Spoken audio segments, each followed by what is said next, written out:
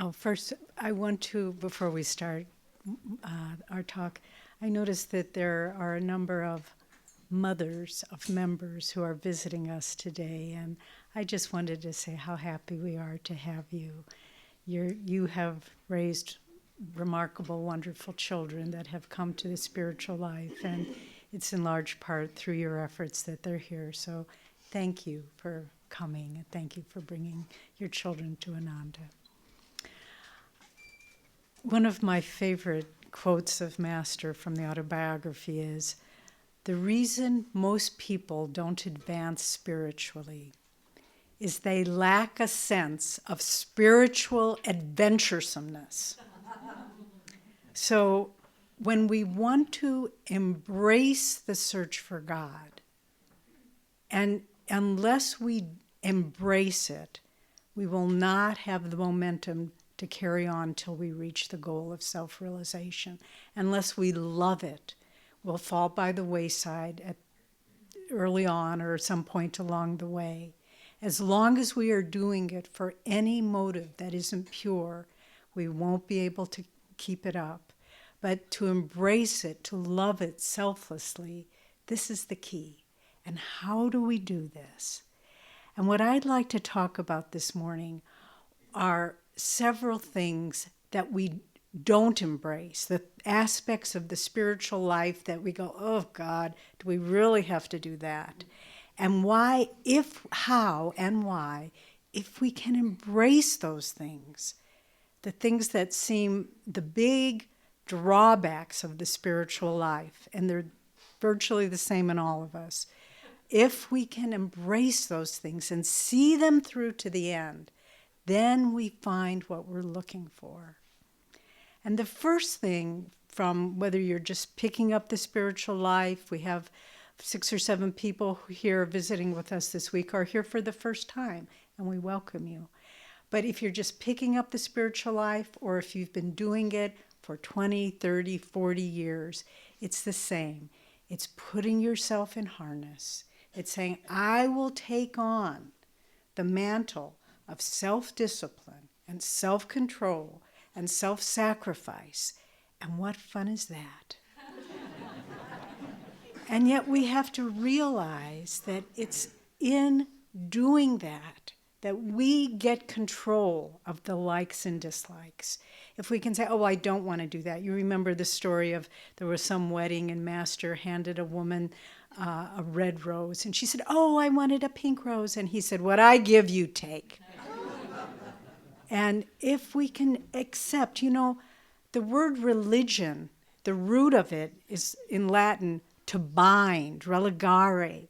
The root of yoga, it's linked with the word yoke, to yoke together. And of course, ultimately it's union with God. But to bind, to yoke. And the ego doesn't like this. It wants to be free. But we need to understand that the freedom we're seeking only comes from getting in harness. Because then we have control over the fluctuations, the likes and dislikes, the pushing away, the moving towards. And so if we can understand, there was a saying that I heard many years ago, if you don't do what you want, you can do as you like. And if you're only bound by what you want, you're bound. That's true bondage. But if you can say, I take on the discipline, the harness of the spiritual life, because I believe that the end of that is freedom, then you can embrace it. Then you can take this up with a sense of adventuresomeness. Let me just try and see what happens. Let me just embrace this. And so if we embrace the discipline, it leads us to freedom. And that's something we all want. If someone would come up to you and say, would you like to be ultimately free, or would you like to be always playing, you didn't like what was for breakfast, or you didn't like what someone said to you in the line, which would you choose? You choose freedom. So that we can embrace. And if we understand by picking it up from self-discipline, from self-restraint, self-control, we end up with freedom. Another thing that is very hard. It's not something we embrace, and it's something that we've been quoting quite a lot in the last several weeks because I think it's made a big impact on everybody. Jyotish just quoted it from the Nayaswami vows. I no longer exist as a separate entity, but offer my life unreservedly into thy great ocean of awareness. Well, we don't want to not exist as a separate entity. What fun is that? I mean, we want to say, but I'm me, I gotta be me. But we need to understand that if we're only limited by self-will, if we're only limited by our own opinions of things, our own perspective of things, we've bound so tightly around us. Some years ago, I had a dream, which I've shared with some of you, in which in the dream I was having an argument with another person, and I was so convinced I was right and that they were wrong, and I just couldn't make her come around to my way of thinking. And then at this point, another person entered the room, and it happened to be Nalini in the dream. And Nalini looked at me very sweetly and very without any judgment, and she said, "You know, Devi, you're not always right." And I was so upset because this was my dream, and at least I could be right in my dream. But no, we're wrong most of the time. You know, you try to understand another person, their motivation or anything. We don't. It's very, very difficult. So if we can just say, you know, I'm tired of being limited by making a shrine to my own perspective of life. You know, it's just wearisome. I want to give my life into the great ocean of awareness. So if you can embrace the fact that you're not a separate entity, that you're not always right, that your will isn't always what's going to win the day, then you open up to vast understanding and awareness, and you can see everybody's perspective. And Swami has been saying over and over, the more bliss I feel, the more I look at everyone, and I just love them because I can understand exactly where they're coming from. Maybe they're doing this thing that's foolish, maybe they're doing this thing that's wise, but I understand it, and I can see it from their perspective. So to embrace the fact that I'm just not all that important. And what that leads to is expanded understanding, greater awareness. And again, if we can just not be afraid, but this sense of adventuresomeness. Then another thing, and this is huge for all of us, tests. Because once we pick up the spiritual life, make no mistake. Swami said, people think that, God will clear away all the brambles from our path. Quite the opposite. He'll be harvesting the brambles, cutting down the blackberries, lumping them right in front of us so that we have to walk through them. And if we take it as, I don't want that, then we miss the point. But if we can say, where is this leading? I had a dream. I talk about dreams a lot because I learn a lot from my dreams. But this happened just about a week ago. It was very beautiful. And in the dream, I was going to visit Swamiji, present time. And I got to where he was, but he was in a room, and I hadn't seen him yet, and everyone was acting very funny. And I knew something not good had happened. And so then I went into the room, and there was Swami sitting there, and he was in a wheelchair, and he had a foot amputated, and he was very discouraged, and he was just looking down and just kind of slumped over, and everybody around him was just very discouraged. And Swami was saying, "Why did Divine Mother let this happen to me? Why did Divine Mother let this happen to me?" And then he looked at me, and I knew he was expecting me to find an answer. And in the dream even, I just went real deep inside. And then I looked at him and I said, "It's a test of love." And then his whole demeanor changed, and he was just radiant. And that was the answer. Every test is a test of love.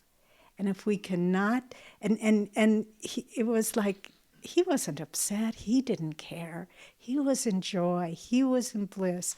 But he wanted to draw that out of me, that whatever test is, it's just a test of love.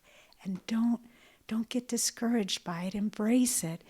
And Master has said over and again, if you can just see the test through till the end, you will realize it was the best possible thing that it could have happened. And so from the test, if we have the sense of adventuresomeness and see it through to the end, there comes joy. And of course we can embrace joy. Maybe we can't embrace the form that it comes in right away. Maybe it's a life-threatening illness or a death of a loved one or a divorce or whatever, loss of financial security. But if we can see it through to the end and see it's just a test of love, and then at the end, there's joy. And if we can just bring those two ends together, we save ourselves a lot of wear and tear, because we can just say, in this test, I know there's joy, and I will find it. And we see our friends living this right before our eyes, and it's a great gift they give to us. Another a thing that's hard to embrace, especially for those who have been on the path for a longer period of time, is we don't see the results of our meditation in the way we'd like to. Am I getting deeper? Am I getting anywhere with Kriya? Is my attitude changing? All these things. And it's hard to embrace that. It's hard to embrace a sense of failure, a sense of maybe I'm not making the right effort. I read a book some time ago, which I enjoyed a great deal. It was called The Boy Lama. And it was I'm always attracted to stories of how a great Tibetan Lama dies and then they go to find his reincarnation, and it's a little child. And this was a story written by a woman, true story, who had been kind of a jet-set lady, very worldly life. And then she goes on a Buddhist retreat, Tibetan Buddhist retreat, and she meets this Lama, and she just gives her life in discipleship to him. And then he dies. And she's feeling utterly bereft. And then they find a little boy that they believe is his incarnation. He was a little Spanish boy. His parents were also disciples. And so she goes to see him. He's about 2 years old. The last time she had seen her guru, he was very ill. He had heart disease. And he was leaning on the arms of two disciples because he couldn't walk. And then she saw him, and she was feeling such pity and such sadness to see him like that. And he pushed the disciples away, and he started dancing, and he said, I'm okay. And so she went to see this little boy, 2 years old, and he didn't recognize her at all. He didn't look at her. He didn't acknowledge her. He didn't say anything. And she was thinking in her heart, I guess I'm just not a good enough disciple. I guess, he doesn't care about me. And then he was leaving the room, and she was just sort of sitting there very discouraged. And then he turned around and looked at her, and he said, I'm okay. And he started dancing. And it changed her life, obviously. But just to understand that even if we feel, I remember a friend of mine said once, if all the disciples are running a race, Master's disciples are running a race to God, maybe I'm the very end of the pack, but I'm still running. And if we can understand, starting off from the point, I don't know if I'm making progress. I don't know if I'm worthy. Look at all the mistakes I've made. Look at all the times I haven't gotten on it for morning meditation, et cetera, et cetera, et cetera. You fill in the line of why you're not, the list of why you're not a good disciple. I have my own list. But if we can understand that, if we say, but what have I given? I've given my loyalty. I've given my dedication. I've given my commitment. And these I know I have done. And so no matter what progress you make, don't worry about it. The result of it is, but I am committed. I am here, Lord, however ineffective I am. And that's, again, if you can just hang, you can embrace that. I love the fact that I have hung in there through thick and thin. And I remember many, many years ago, it was probably 70 or 71, in the early years of Ananda, when it just got started. It was when the yoga movement was just starting in America. And at that time, many Indian yogis were coming over. And this was the days before big organizations had started around them. They were, Satchidananda came. He had one or two people with him. And some of them just came alone. But they were the real thing. And I remember one yogi came, I don't remember what his name was, but there he was, and he was giving a satsang. He spoke some English, and he took questions. And for some reason, I don't even know why, I just asked the question. It came out of me, and I said, how do we find the kind of sustained energy that will keep us on the path for our whole life? And his answer puzzled me. And I think there's layers and layers of depth to it. He said, never compare yourself to anyone else. And again, when we compare ourselves, it brings the focus to us. I'm not good, or I'm better, or I'm about on the same level, whatever it is. But if we don't compare, but just say, I'm committed, I'm loyal, I know my dedication is there, that we can embrace, and not to look and see where anybody else is in the race. You can't tell. You can't tell at all. And so and don't even worry about it. Don't worry about where anybody else is, unless they trip and fall and you can give them a hand up. That's a good thing. But other than that, you just keep on. And if we can embrace it that way, it gets rid of the self-discouraging and self-defeating tendencies. And then finally, how do we embrace the fact that we don't feel God's love and God's presence, as Jyotish was talking? How do we get past that? How do we see him behind the moonbeams? Master said something so beautiful. He said, increasingly, I see that God is seeking us more than we are even seeking him. And that's such a wonderful thought to embrace. If we forget about, but I haven't found you, if we can always remember, he is seeking us. He loves us and wants us to find him more than we ever can realize ourselves. And I read something else that was just astonishing. Master said, he said, I asked God, why did you make creation? And God said, because I wanted to share my joy with many. I had no one to share my joy with. But when I made creation, I placed a condition, God said, on myself. I would have the same yearning for man's love that man has for fulfillment in outer things. And so Master said, isn't it a grand thought that God has imposed the same exile on himself as we have? But what he is yearning for is our love. That's all. And so if we can embrace that, just if we can see at the end of all our efforts, all of our confusion, all of our tests, God saying, come home. I have been waiting for you since I created you. And then if we can find that love in our heart, because it's there, it's who we are, it's the essence of our being, to say, oh, I embrace this. I embrace your love for me, because it's the only reality there is. Sri Yukteswar, in The Holy Science, which is a very difficult book to understand, he just goes into the esoterica of Indian Vedic philosophy. And you have to be there to understand it, I'm afraid, for as far as my efforts to understand it.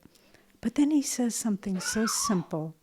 He says, it is the natural love of the heart which is the principal prerequisite for the holy life. And without that, we cannot take one step towards salvation.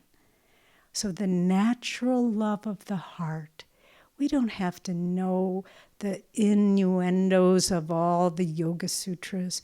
We don't have to know the different levels of the astral kingdom.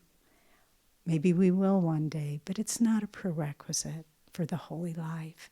The natural love of the heart, the joy that we feel when we open our heart up to another human being, to a plant, to an animal, to the sunlight, to the world around us. And so if we can say, I can do that. I love to love. I love to share that joy with others. What am I afraid of? Why do I hold back? And so if we can see how we can embrace these things, we can embrace joy and love and freedom and expansion of awareness and self-forgetfulness. What else do we want? And so instead of looking at it, it's hard, I can't do it, there's so many obstacles, hey, I embrace this path. I embrace the spiritual life. It's what I want, and in the end, I will know God's love. And then that's the fulfillment of all creation. When one soul, think about it, when one soul finds God, whoever it may be, that is the fulfillment of all of creation. And when we come together in these wonderful communities such as we have, and all of us are opening our hearts to that yearning, trying to get rid of self-will, trying to forget the self, trying to deal with our tests with courage, think of the great, great joy that emanates from the collective effort of all of us opening our heart to embrace the search for God.